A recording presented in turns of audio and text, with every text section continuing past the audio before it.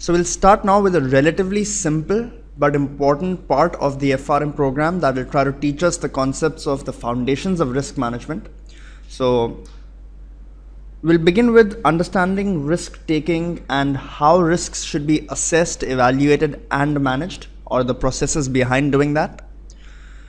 So to begin with, we'll start with the definition of risk. Risk implies uncertainty or uncertainty in the value of an asset or a position.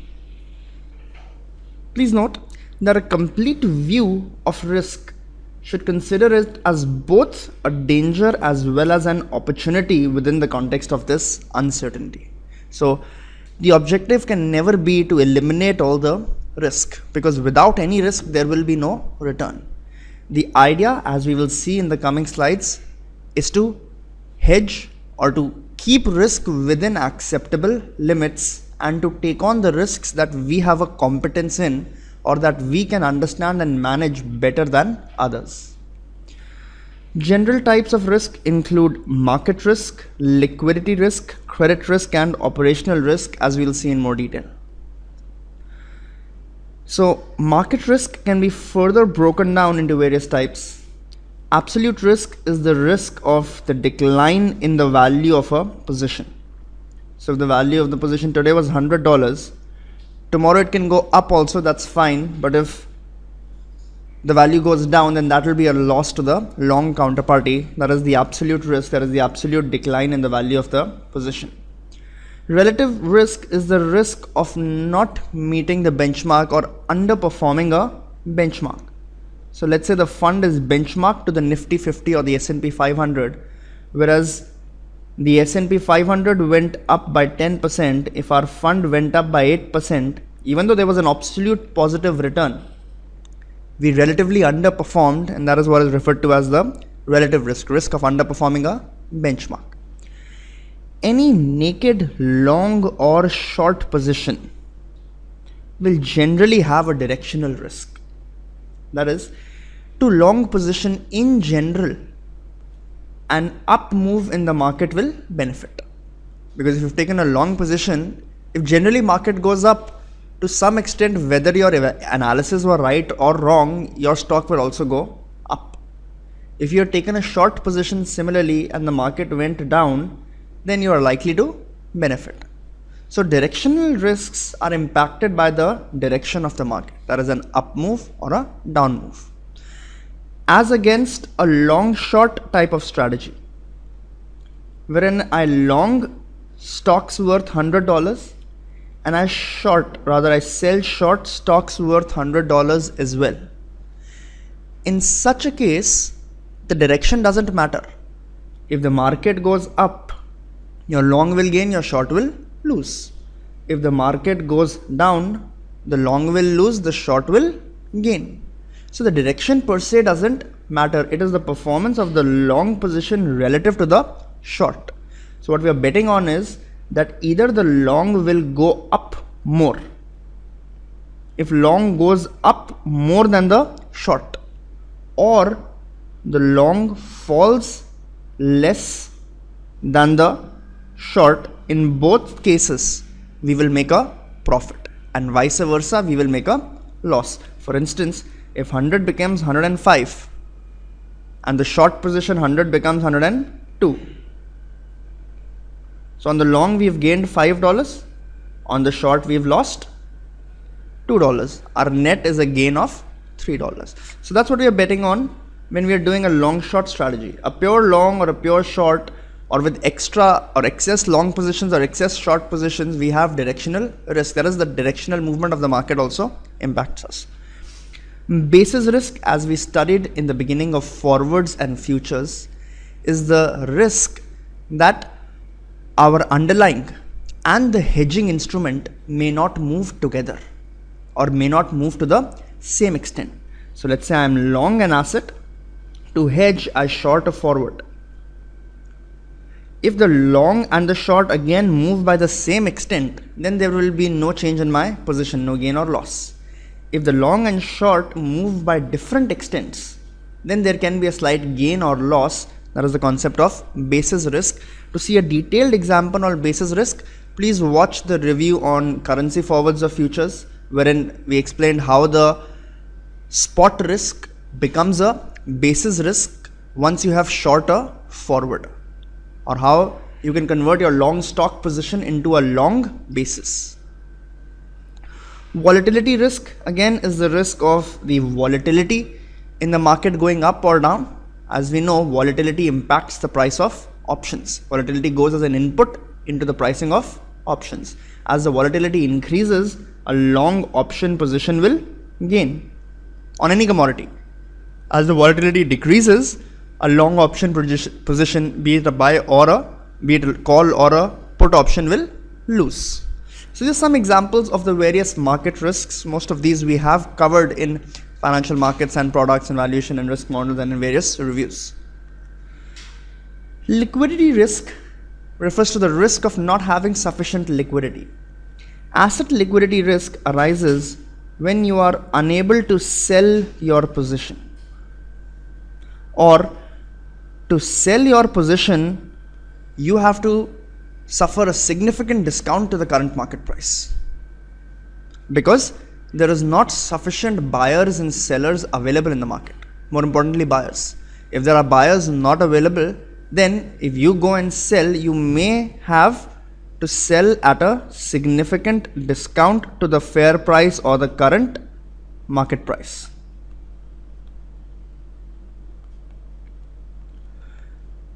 So that's asset liquidity risk. That is the inability to sell your position. This can be hedged or mitigated by not taking too concentrated positions, keeping a diversified portfolio, not having too much in any one stock. If you have such positions, then you'll be able to, or you won't have such a big problem of selling your stocks when the need arises. Funding liquidity risk is the risk of not being able to secure enough funding. So we study that in derivatives, in futures especially, we need to put up margin money. As we go out of the money and we hit the maintenance margin, we have to put up variation margin to bring our position back up to the initial margin. Please watch the video on futures if you have forgotten this concept. So as your position is going down, it's not only a notional loss, but you may also be required to put up more margin money. A lot of times to put up that margin money, you may need to borrow in the market. If borrowing is not available, or there is no liquidity, there is no funding liquidity, you may need to liquidate your position, or the broker may liquidate your position because you have to put up variation margin. So the risk of not being able to secure funding when needed, it's not to do with marketability now. Now I just want to borrow, but there is nobody willing to lend, is referred to as funding liquidity risk. Both are very, very important and both will be covered in a lot of detail in FRM part 2. Credit risk is the inability to perform on previously agreed obligations. If somebody owed me $100 and decides to give me back only 90 or decides to give me back nothing at all, then that will be a credit risk event.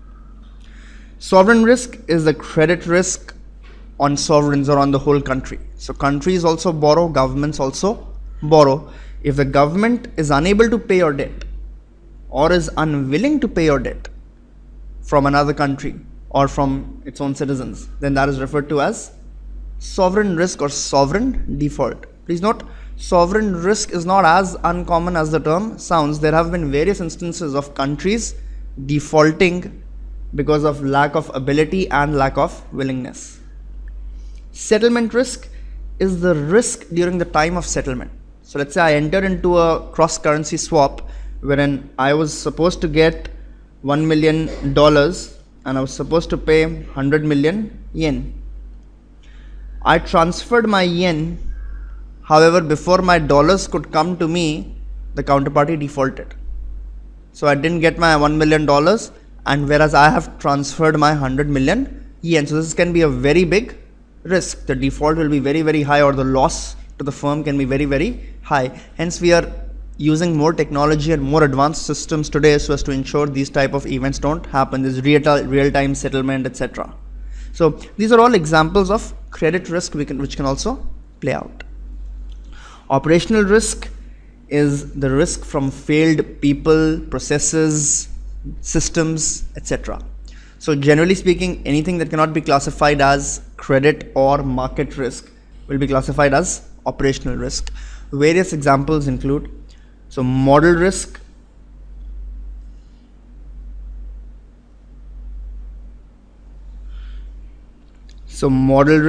people risk, legal risk are some of the many examples of operational risk. You can read more about this in the review on the introduction to operational risk.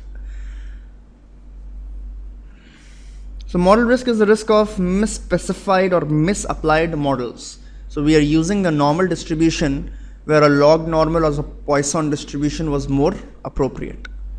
People risk is the risk of employees making a mistake, rogue trader doing wrong data entry, etc. are all examples of people risk.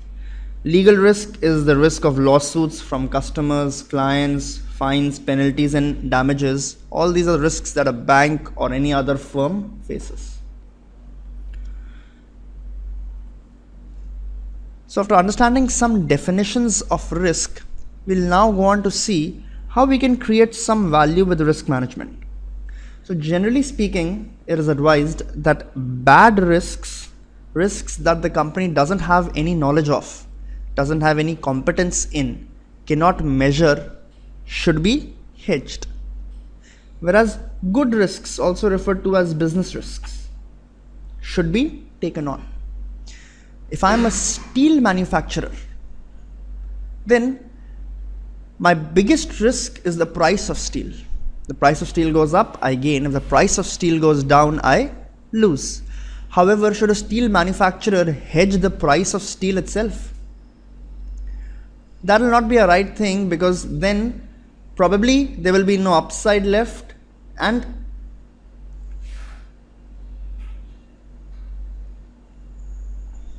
the cost of hedging that may eliminate most, if not all, of his profits. So for a steel manufacturer, the big risk probably still has to be left unhedged, that is the price of steel. But of course, if he is working in many geographies, there will be many other risks. There will be currency risks because he is trading, he is exporting to China, he is exporting to other countries.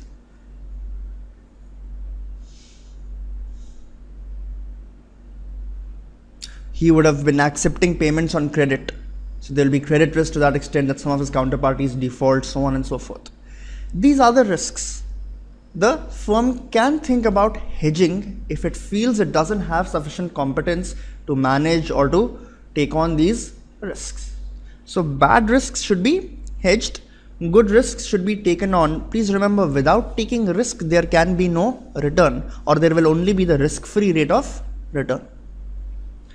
If the cost-benefit ratio of risk reduction is too high, then no value is added by engaging in risk reduction activities. So if I'm buying options to reduce my risk, but the premium of the option is so high so as to eliminate the benefit of risk management, then it is better to leave the risks unhedged. So in such a case, risk should be left unhedged, because leaving the risk unhedged will create value by avoiding the higher costs. The next step in the process of risk management is to create a risk profile. So a risk profile is a list of all potential risks a company faces. So this will include risks that are unhedged, risks that are hedged, that is, I've short a forward, I've bought a call option, or I've done something to reduce this risk, and risks that are exploited. So these are risks that the firm has actively taken on because it feels that this risk has the potential to provide upside, and the firm has the ability to measure and manage and understand this risk much better than others. So this will be the risk profile of a firm, a collation of the various risks that it faces. All these could come from market, operational, credit, or any other source that we just studied. Risk governance can be thought of as the methods in which risk taking is permitted, optimized, and monitored within an organization. So the processes that we have put in place such that the risks that are exploited are actually the good risks and the risks that we have a competence in. And the risks that are hedged are those where the cost of hedging allows for a cost benefit in favor of hedging, and these are risks that anyways we don't want to assume, so on and so forth. The point of risk governance is to increase the value of the organization from the perspective of shareholders or stakeholders. Please note, if we don't manage any risk, then the cost of equity will be higher. If the firm is very, very risky, then people will ask for a very high return if they are to invest in our company. So the cost of equity is very high. As we will see, the value of the firm goes down. So managing some risks may be better because it can reduce the cost of equity and add more value than it is the cost, or than it takes to hedge those risks, or than the cost of hedging those risks. Hence, net there's still a positive value added. Hedging some risks will add no value because you will reduce the risk, you will reduce the cost of equity, but what you will gain here will be taken away from the cost of hedging or the cost of managing that risk. So doing that doesn't add shareholder value. It's the extraneous risks which at times managing could reduce the cost of equity, add value to the firm, and that value added is higher than the cost of managing those risks or cost of hedging those risks. Hence, value is created. A very important concept is of enterprise risk management, which refers to a thorough and integrated approach to risk management. So, till many years back, risk was highly decentralized. That was, individual portfolios, individual people had to manage their risk independent of the entire organization. The disadvantage of such a system is that you do not take the benefit of low correlations, and you may end up being too conservative.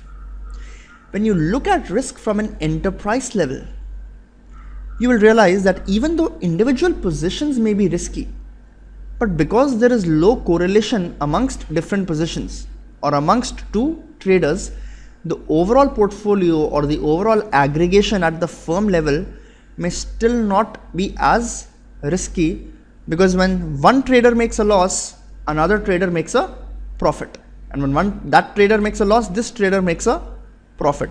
So if the situation is like this, then individually the two traders may have a lot of risk, but on a combined portfolio level, the risk is not as high. We'll study this in more detail when we study portfolio management and diversification in the coming sessions. COSO 2 and CAS are two common ERM approaches that integrate risks of all departments and accumulate it at a firm level. The 4 stages in the process of enterprise risk management is: first, the identification of risk management and enterprise objectives. So we should first set out what is the amount of risk and what is the level of risk in various categories that we are willing to accept, and what is it that we are not willing to accept. The second step is to assess the current situation.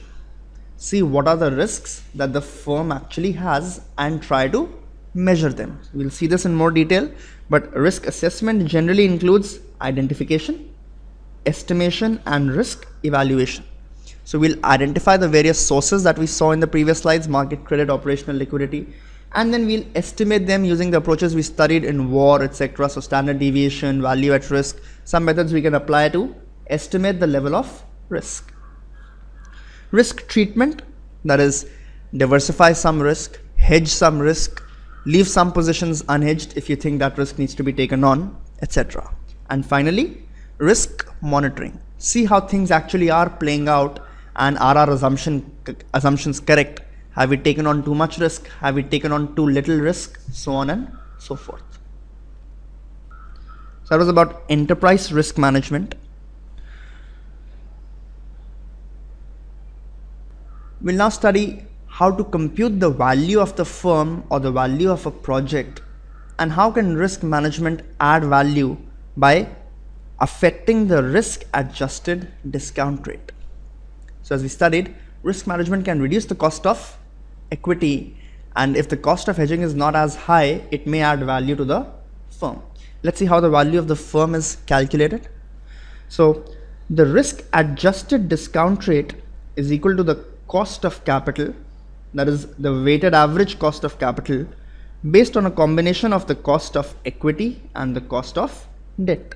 So cost of capital simply implies that what is the amount of money, that is the interest or return on equity, that I have to give for raising new capital. New capital I will raise in the form of both debt as well as equity. Depending on what proportion of debt I keep and what proportion of equity I keep will affect my weighted average cost. Remember, cost of equity will always be higher than the cost of debt, because debt holders have the first claim on the assets in the case of a bankruptcy. Debt holders have a guaranteed interest payment and a guaranteed time at which their principal will be repaid, as we've seen in fixed income analysis. Equity, on the other hand, has no guaranteed fixed payments. There is no guaranteed time to maturity when the money will be given back, and they have the last claim in the case of default. Hence, if you're investing in equity, you would definitely want a higher return. If you're investing in debt, you are willing to accept a lower return because of the securities that you are given. So cost of equity will generally be higher depending on the riskiness of the firm, depending on various factors will determine the cost of equity. Generally speaking, and we'll prove this formula in the sessions on CAPM and portfolio management, that the cost of equity can be calculated as the risk-free rate plus beta times the equity risk premium, that is RM minus RF. Beta is often referred to as the quantity of risk. Higher the beta, more is the risk in your firm. Beta, as we studied in hedging linear risk, is the percentage change in your stock price or in the portfolio stock or in the portfolio for a 1% change in market. So if the market goes up or down by 1%, your portfolio will go up or down by beta percent. Higher the beta, more the risk. Lower the beta, lesser the risk. RM minus RF is the price of risk. This is how much equity markets are giving you, or the index is giving you over and above the risk-free rate. That is, even if you were investing in an average risk equity, the additional return that you would have gotten was RM minus RF. RM represents sort of the average risk of equities. It is the return expected on the market. So RM minus RF is the price of risk. That is, this is how much an average equity investor is getting over and above the risk-free rate, and he should get higher for the reasons we discussed. Beta is the quantity of risk. So if our equity is more risky, let's say our beta is twice of the market, then we have to give a higher return also to the shareholders. If we are safer than the market, our beta is 0.5, then our cost of equity will be lower. People will be giving or willing to give their money to us even for a lower return because they know their money is safe. If we are a more risky company, people will give the money, but they will charge a higher rate because for taking additional risk, they want additional return. So that's what the cost of equity encapsulates. That is, it is the risk adjusted cost of equity. Higher the risk, higher will be the cost of equity. Cost of equity is something like the interest that has to be paid to equity shareholders. Only thing is, we don't pay it on a contractual basis at the end of every period like for debt. Doesn't mean this return doesn't have to be given. It has to be given. It can be in the form of dividends. It can be in the form of capital appreciation. Whereas for fixed income, the coupon has to be paid on a time-bound manner. The cost of debt is calculated as the cost of borrowing, that is the interest rate that I have to pay or the yield to maturity on the debt, into 1 minus the marginal tax rate. Please note that from cost of equity we don't do 1 minus tax, but from cost of borrowing we do 1 minus tax to compute the cost of debt. The reason being that interest in almost all countries today at a corporate level is a tax deductible expense. That is, interest expense can be knocked off from my earnings before interest and tax and can reduce my profit. If it can reduce my profit, I pay lower tax on it. So taking more debt helps the company by saving the tax liability.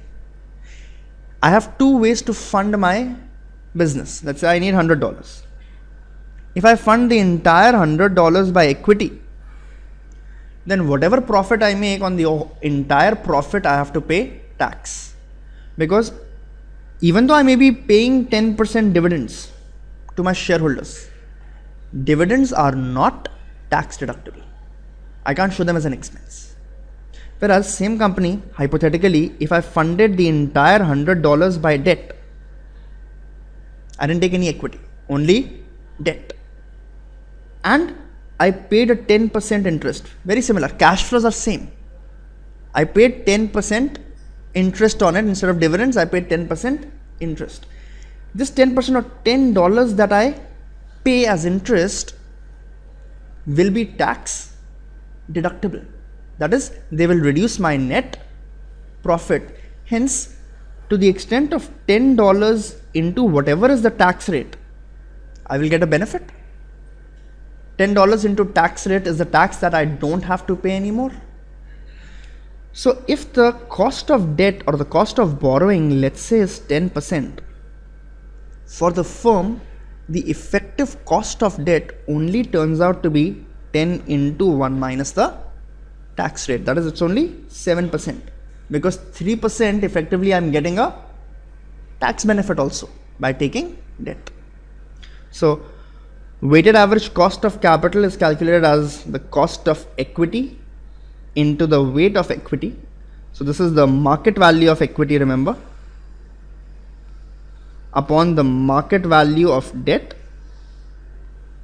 plus the market value of equity. So the total equity in the capital structure plus the cost of debt into the weight of debt in the capital structure.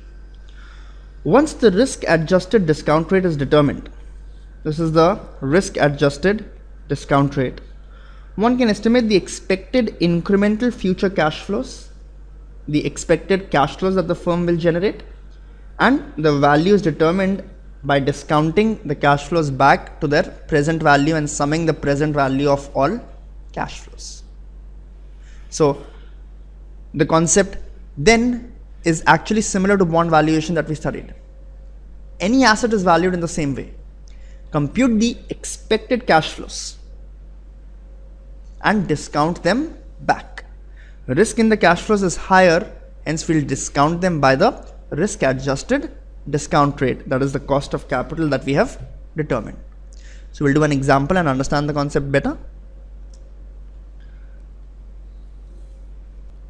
Calculate the NPV of an investment project with an initial cost of $5 million and positive cash flows of 1.6 at the end of year 1, 2.4 at the end of year 2, and $2.8 million at the end of year 3. Use 12% as the discount rate. So the weighted average cost of capital or the cost of capital, that is the discount rate, is determined to be 12%. In any question like this, the first step is to depict a timeline with your cash flows. So this is the same process of the way we solved questions in equity or in time value of money to compute the NPV and the IRR. So first step, depict the cash flows. Initial cost is $5 million. So at t equal to 0, there is a minus 5. At t equal to 1, we get 1.6. At t equal to 2, we get 2.4, and at t equal to 3, we get $2.8 million. The NPV is simply the present value of inflows minus the present value of outflows, or simply the present value of all cash flows. The first cash flow is coming at t equal to 0. The present value of this cash flow will simply be upon 1 plus r to the power 0. Present value of the cash flow coming at t equal to 1 would be upon 1 plus r to the power 1, 1 plus r to the power 2, and 1 plus r to the power 3, where r is given to be 12%.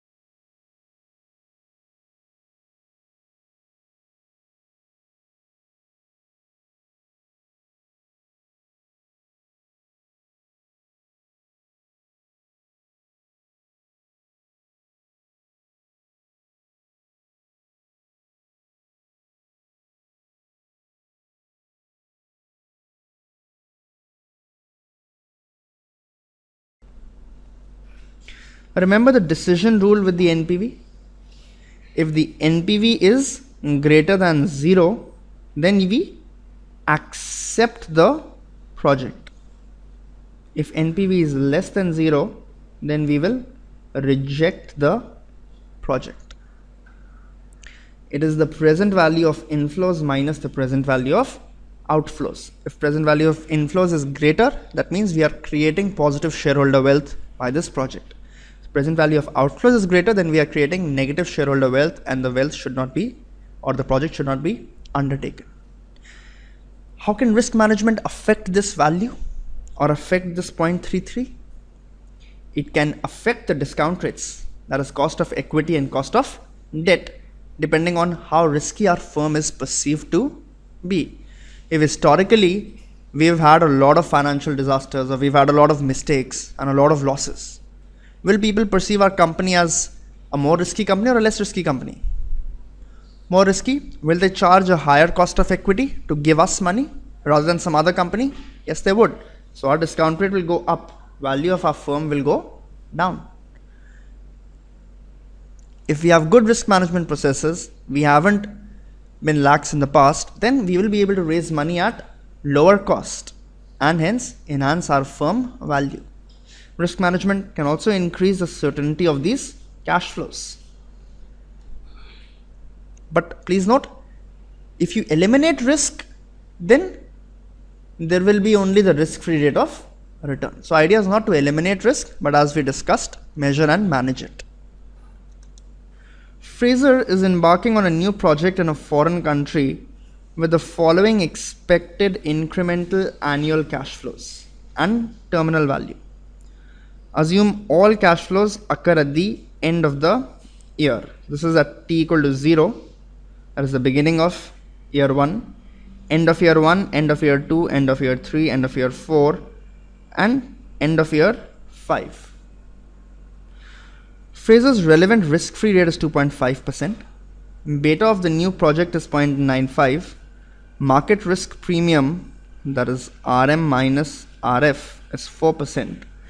And the relevant country risk premium is 3%. At times, if you're investing in an outside country, you may need to give a country risk premium as well. Details on how this is calculated is not there in your curriculum. However, please note, if the country risk premium is given, then you may need to add this to the market risk premium. Fraser's credit rating lends itself to a 2.75% default spread. So whatever is the risk-free rate, his bonds yield an additional 2.75% because of the credit risk, or his cost of borrowing is 2.75% higher than the risk-free rate.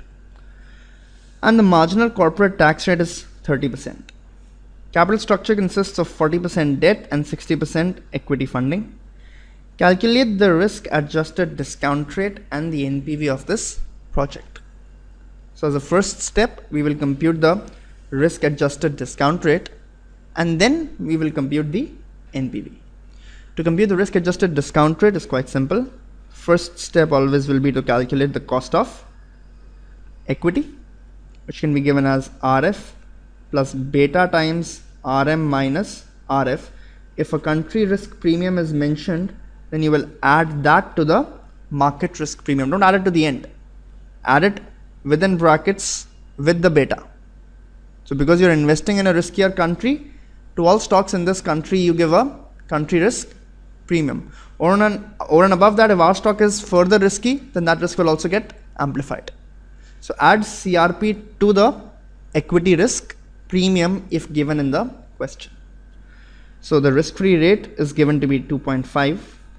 The beta is given to be 0.95. RM minus RF is given to be 4%. So if you can compute the expected return on market is how much? 4 plus 2.5, 6.5. So equity markets in general are expected to give a 6.5% return. So plus 0.95 into 4 plus 3 will give us the cost of equity, which can be calculated as 7 into 0.95 plus 2.5, that is 9.15%. So the cost of equity is equal to 9.15%.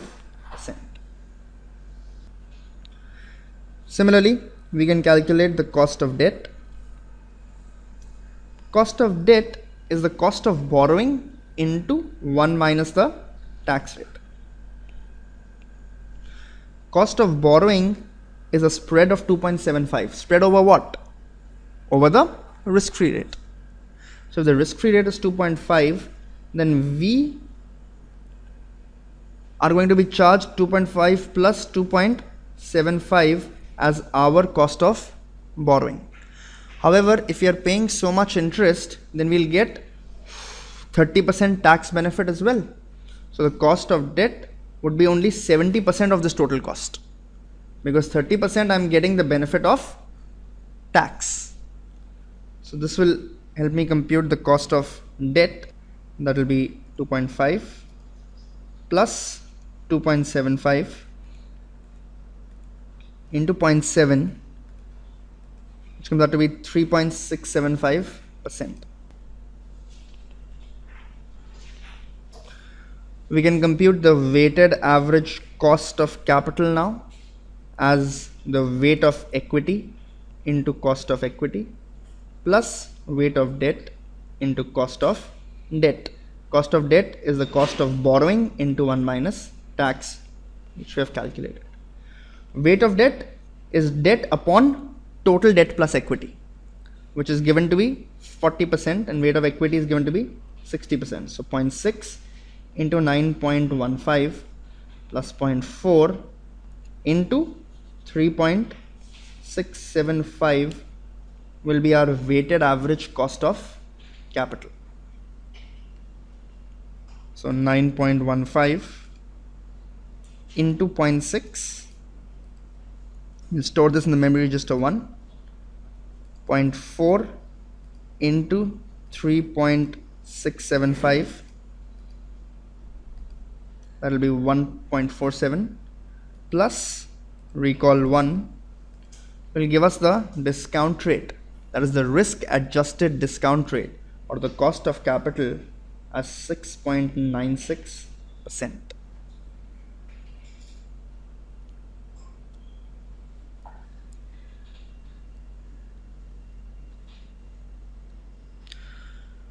So with the discount rate calculated, we can go and look at our timeline and similarly compute the NPV. So this is the cash flow at t equal to 0, t equal to 1, so on and so forth at t equal to 5.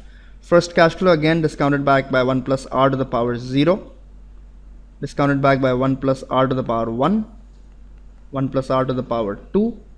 Both these cash flows discounted back by 1 plus r to the power 5. Fortunately, we have the BA2 plus calculator, so we don't have to do all these manually ourselves. We can take help of the cash flow sheet again, input our cash flows and input the discount rate and compute the value. So let's do it. So again, go to the cash flow sheet. First step is clear work. Second and clear work, so that all previously stored values go away. Next step is to enter all our cash flows. So at t equal to 0, the cash flow is minus 1. So press 1, press the button plus minus and press enter. Scroll down, CO1 is minus 0.5. So press 0.5, press the button plus minus, press enter. Scroll down again, frequency is 1. At CO2, we get another 0.75. At CO3, we get another 0.8.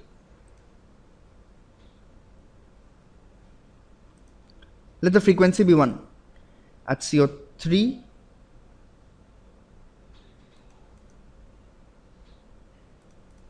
we get additional 0.8, so press 0.8 and enter.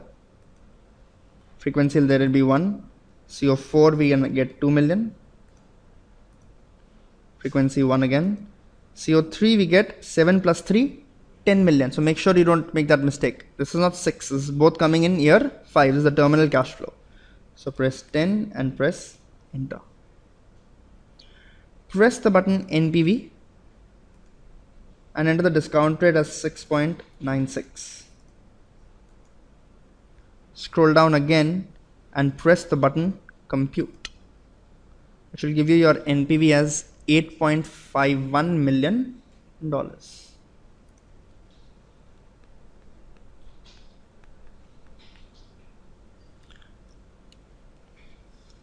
Please verify all your calculations.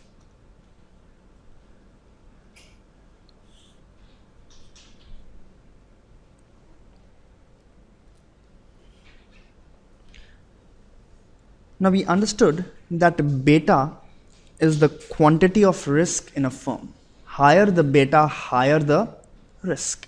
Lower the beta, lower the risk. The question asked is, why does beta come in a business? Or why are some businesses more risky and why are some businesses less risky as compared to the market? Now, beta or risk comes from two broad sources. First is the asset beta or the unlevered beta, so to say.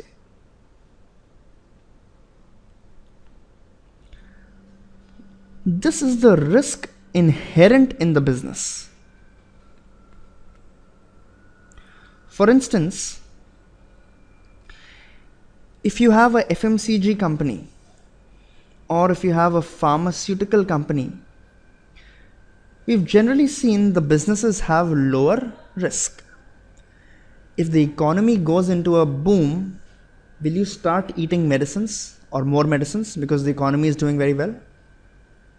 If the economy goes into a bust or there's a downturn, will you stop taking cough and cold medicine? You won't. If the economy is in a boom, will you start bathing 10 times a day? And if the economy is in a recession, will you stop taking a bath? It won't happen. So these businesses, FMCG, pharmaceuticals, are not affected by cyclical upturns and downturns. That is, the state of the economy per se doesn't have a big impact on these businesses, their inherent business risk or asset beta or unlevered beta is lower. As against automobile companies, banking sector, real estate companies, for whom if you're uncertain of your job, you'll still brush your teeth and you'll still eat your medicines, but you'll probably not buy a car, or you defer your decision to buy a car or to buy a house. So when economy moves up, these businesses see significant rise in profitability. They have higher fixed costs also. Big factories need to be set up. Whereas in a downturn, they can go into losses and the profitability can significantly come down. So these companies or auto real estate companies have higher asset beta or unlevered beta. Unlevered beta, remember, is the risk in the business.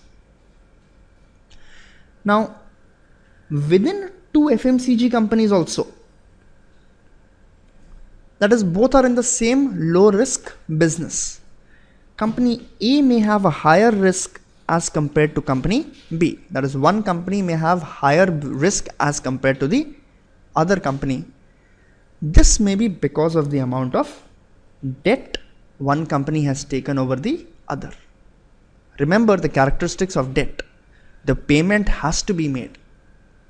Timely repayment of principal also has to be made. It's an obligation that I have taken. It's not like equity where I can return the money whenever I like. If there are extra profits, I give all extra profits to equity shareholders. If there is no profit, then nothing will be given. So having more equity in the capital structure reduces our risk, because there is no fixed obligation. Default is not very likely. Default happens when you are unable to meet your obligations. If there is no debt, then there is no obligation. So for two similar asset beta companies or similar unlevered beta companies also, the risk can be different depending on how much debt or how much leverage in the capital structure that the two companies have chosen to keep. In one company I have taken 90% debt, and in one company I have taken only 10% debt. We understand that company which has 90% debt in the capital structure will have more risk for the same business model, because if earnings go down 10%, for him the costs won't go down 10%, or this fixed cost still remains fixed. So remember, the beta that we talk about generally is not asset beta. We talk about equity beta, or also referred to as levered beta. So levered beta comes from the asset beta. This is the risk in the business itself. On top of that, there is higher risk depending on how much debt I have chosen to keep. So it will be the unlevered beta into 1 plus debt by equity. If debt is 0, this value will simply be equal to the unlevered beta